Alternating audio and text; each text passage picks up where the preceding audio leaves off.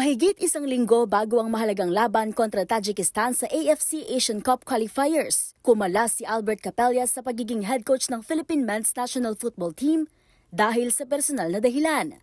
Kinumpirma ito ni team manager Freddy Gonzalez sa isang pahayag noong Sabado ng gabi. Si Capellas ay naging coach ng national team sa loob ng 8 buwan, subalit nagawa niyang ibalik ang Pilipinas sa semifinals ng 2024 ASEAN Championships. Sa ilalim ng kanyang pamumuno, nagtagumpay ang Asgal sa 2-1 na panalo kontra Thailand sa home leg bago malaglag sa away leg sa Bangkok. Sa kanyang huling laro bilang coach, pinamunuan ni Capellas ang 4-1 victory kontra Maldives sa Asian Cup qualifiers noong Marso. Samantala, papalit sa kanya bilang interim head coach si Carl Squadrat, na kamakailan lamang ay tinalaga bilang assistant. May karanasan si Quadrat sa national teams ng Saudi Arabia at El Salvador at naglingkod din sa youth system ng Barcelona. Nananatiling nakatutok ang Asgal sa paparating na laban kontra Tajikistan sa June 10 sa New Clark City Stadium.